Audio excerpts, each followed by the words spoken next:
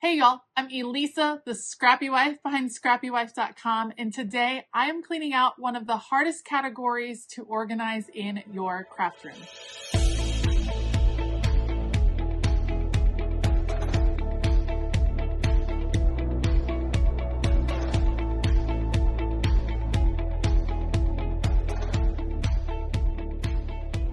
All right, this is definitely a sensitive subject for a lot of people, but it is a question I get all of the time. What do I do with completed projects? What do I do with finished scrapbooks and filled in journals and old planners? What do I do with all of the many projects that I have created over the years? That's a big question, and that is a solution that we are all looking for. Here is the truth. I'm here to tell you, even if you don't want to hear it, you cannot keep everything you create. If you keep every little thing that you have ever created, you are soon going to be swallowed up by all of the projects you have surrounding you. And it can be too much and it can end up hampering your creativity. So you can't possibly keep everything you create. And another very harsh reality is that you can't always give away everything you've created either. People may not want your old filled in planners. That might not be something that they're into. Yes, some things are very much a keepsake type project that you want to hold on to, that you want to pass on. But if I passed on every scrapbook that I ever created from the time my kids were born, even through the time they were 18, that would be hundreds and hundreds of scrapbooks, and I don't want to hamper them or weigh them down as they are starting their life with a bunch of all of this old stuff. Do I think that they're going to want some of this someday? I do. I think scrapbooks are beautiful, and I do want to treasure them, and they do mean a lot to me, and I like having them around. But sometimes tough decisions have to be made when it comes to what to keep and what to let go of. And I'm here to kind of help you navigate that. All right, the first thing I want you to consider when you are going through your completed projects, when you are trying to sort through what you're going to keep and what you're going to get rid of, consider the question, do you love it?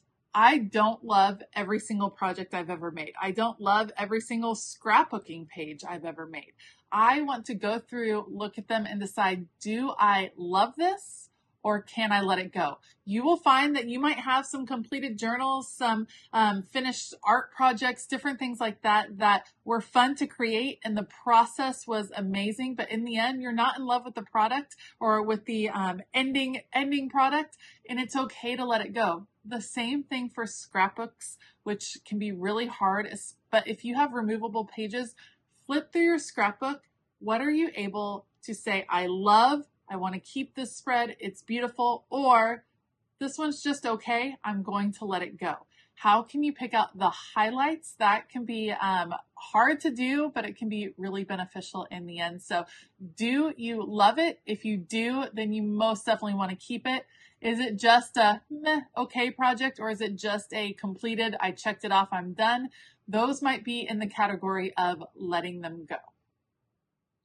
The next thing that I really try to consider is how I am going to contain those projects. I did this a couple of years ago, and it has really helped as I've added more things in to my completed project organization. I have limits. I have limits on the amount of scrapbooks that will fit in a space. I have limits, and I'll show you in a minute. I have actual bins that limit the number of traveler's notebooks, the number of art journals, the number of Bible journals, the number of things that I can keep. I have a contained limit. Having or setting that limit of either a specific number, I'm going to keep 20 scrapbooks and that's it, or I'm going to keep my top 5 planners of all time, whatever the case may be. That can be really helpful by setting a number or setting a size container or a particular shelf or a certain bookshelf, saying this is where completed projects go. This is my defined space. And when things creep out of that space, when things start overflowing, then I have to make some tough choices. And that is where you're going to have to start looking through and deciding, do I want to keep it? Do I want to toss it? Do I want to give it away to a friend, a family member, whatever the case may be? You need to decide once you've reached capacity in that space. All right, that brings me to something else I wanted to talk about before we start this cleanup process over right across from where I'm sitting is what are your options for what to do with your projects? First option, keep. It's a project you love. It means a lot to you. You want to keep it. You have the space for it. You can keep it. The second option is to give it away to a friend or family member. You might have a whole mess of completed cards, maybe cards you've made that are blank, that are really taking up a lot of space. You enjoyed the process. You're not really sure you're going to use them. Can you give them away? Can you send them? Can you donate them? What can you do with those completed projects? Friends and family members might be a good option. Be careful that you're not forcing your projects onto those friends or family members, that they're not taking it out of obligation, but that you are really thinking who might want this, who might benefit from it. So giving it away is another option. And then another option is right before we decide to discard, and that's kind of your weight pile. I'm a big believer that your sentimental items should be accessible. If you love them, if you really want to enjoy those sentimental items, you should be able to reach for them. You should want to look at them. If you have some that you are not sure about, maybe you're not ready to completely discard them, but maybe you're not sure that they are the absolute ones that you want to keep forever, I would suggest putting them in a weight pile, a weight box, boxing them up, putting them in another space, and then giving yourself a year and a half, some amount of defined time to see if you actually go looking for those items. If you don't, if no one asks to see that particular scrapbook, or if you don't think, I wish I could go back and look at fill in the blank, then it might be time to let that particular thing go, because the ones that you love, you will search and you will go look at and you will sit and enjoy, and the ones that you're ready to let go of will leave your mind. So it'll help make the decision for you, and it can be a nice kind of stopping point on the way before you decide to discard, giving it a little bit of a test to see if you actually want to let go of that item. The last category can be the hardest, and that is the discard category. And that can really hurt your heart because it might not be something that you could donate or give away. It might be something that you just have to put in a trash can. It's hard. It's really hard because you spent time, you put your creativity into something, you loved it, and you're attached to it in a way. Whether or not it's the one that you're deciding to keep, you're still attached, and it can still feel a little bit taxing or a lot taxing to let go of that completed project. Here are some suggestions for you. First of all, take it in little stages. Take just going through a few at a time, a few shelves, a few bins, just really taking in small stages, because this going through sentimental items, completed projects can be mentally taxing, and you can start to really, it can start to pull you down because you're thinking, oh no, I'm letting go of all these things. So take it in little spurts. That's my first suggestion. My second suggestion is to take a moment, relive the joy of making the project, and be thankful for that process. For me, creativity has always been more about the process of being creative, the feelings that it brought about when I was creating it, and not necessarily about the accumulation of all of these completed projects. Are they nice to have? Yes. I love having memories. I love having full projects. I love it all. Are they nice? Yes. Do I need them forever and ever? The truth is no. There's very few things that we need to keep forever and ever, but there are definitely some. And if you really take the time to go through, you're going to find those most treasured projects, the ones that you want to have in your house for years and years, and that you want your kids to have, and you want your kids' kids to have. All of that is going to have to be brought down to just a few items, because those are really going to be the treasured ones. So that being said, I am going to take you over to where I have my keepsakes, and we're going to talk through how I'm going to kind of go through and let some go.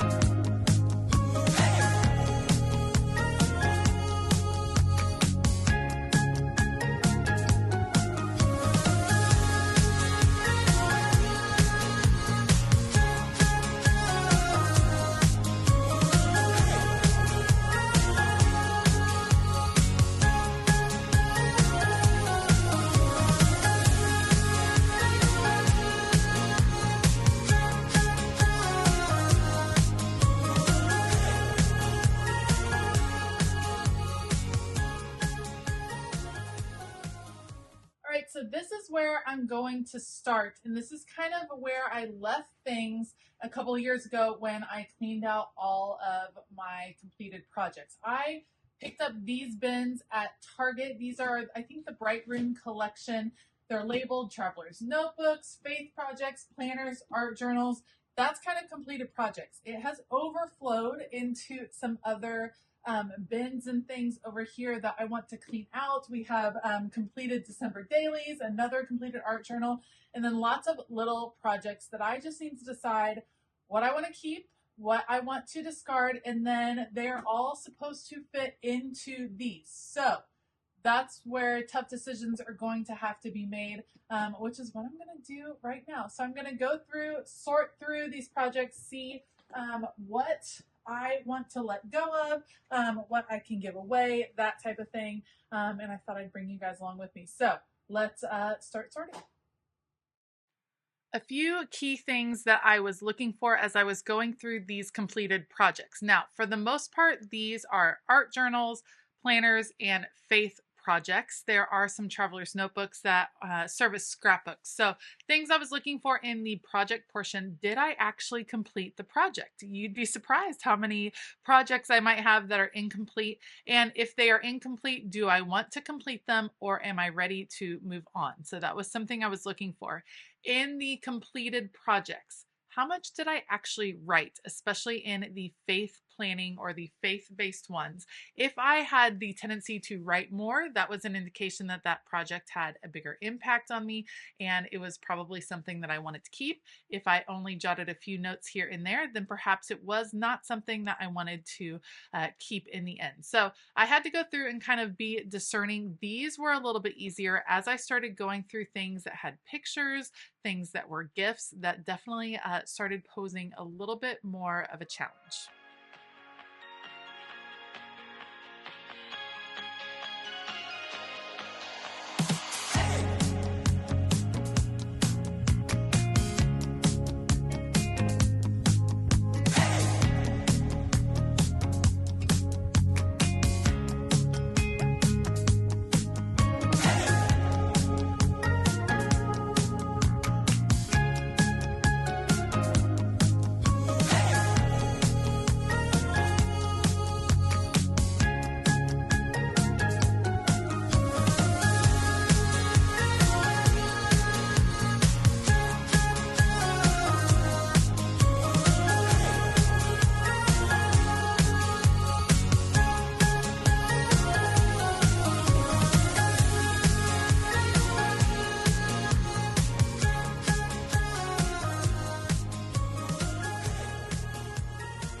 If I'm being completely honest, this was more overwhelming than I anticipated. So once you start looking at the pictures, y'all, it gets really hard.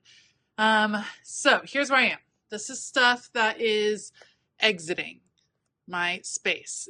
That is stuff that I want to keep in my space that needs to go out, like into the room. Bible journals, empty, empty. Those need to be relocated upstairs to our like super keepsake area.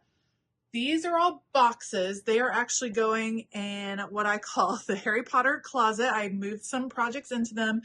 This one as well. My art journals don't fit into those white bins. So I'm going to have to come up, same thing with my faith planner. So I'm going to have to come up with a solution for that.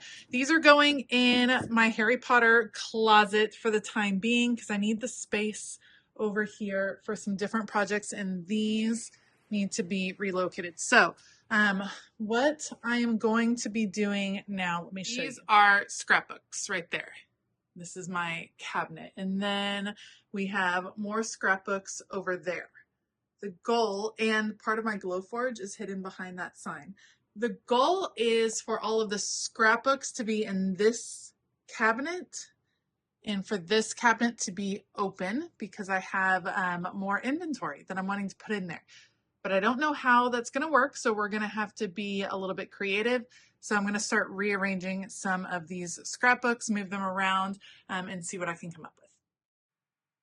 Here is the other big challenge when you are organizing some keepsake projects. These are not just my memories. These are memories that belong to my family. These are memories that belong to my nieces and nephews. These are memories that belong to my husband from when he was in high school. These are memories that belong to my in-laws. So it started to feel really heavy trying to decide what to keep and what to not keep. And so I kind of made some groupings. I knew which ones were mine, specifically ones from high school and college, things like that. Then I knew which ones were my husband's. I made those into a group. I kept some more, what I would say, modern ones. Those would be all my memory planning. Those are right there.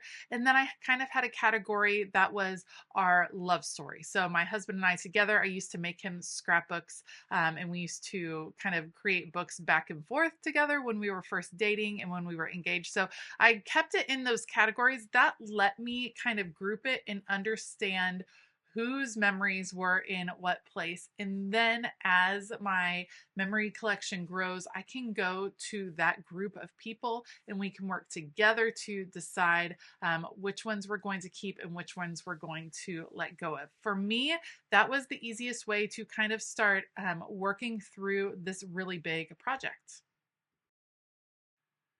A tip I will always give people as you start forming these piles around your craft space of things that need to be returned to their places, things you're wanting to relocate, try to do that as soon as possible. I'm not a big fan of just having piles hanging out in the craft space. So here I'm just going to take a little time to reorganize, to put some things away that I said I wanted to have back in my space. That means rearranging a couple of other things. It was kind of a little bit of an avalanche. Things just kind of started adding on. But in the end, I'm glad I took the time to just go ahead and clean up the space again so that I could make room to move things around.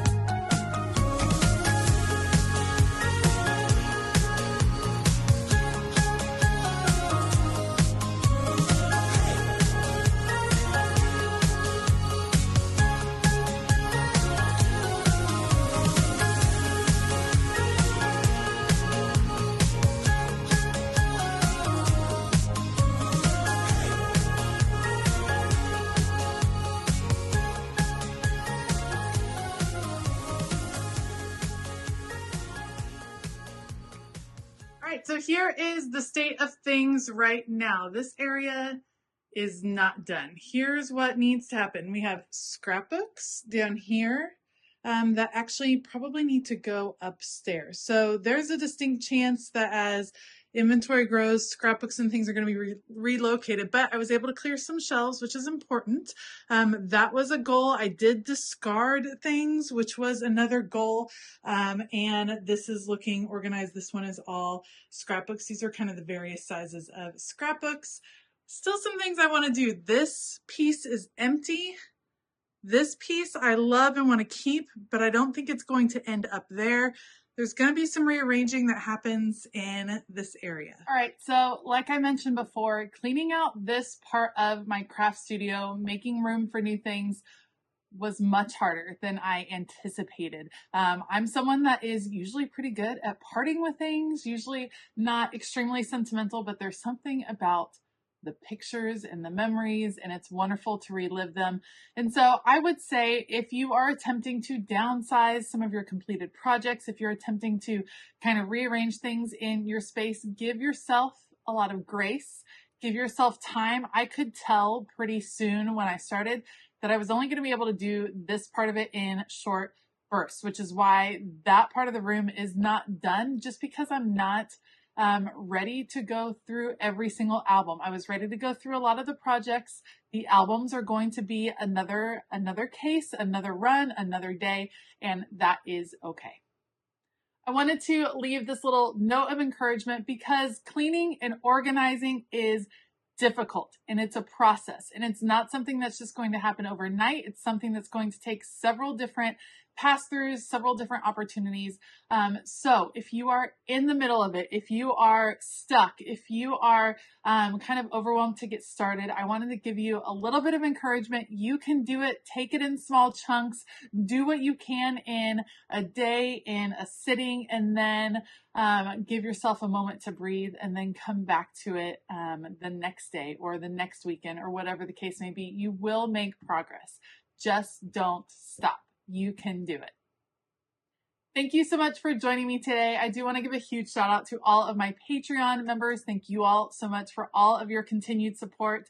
We have a fabulous time over on Patreon, and we would love to have you over there.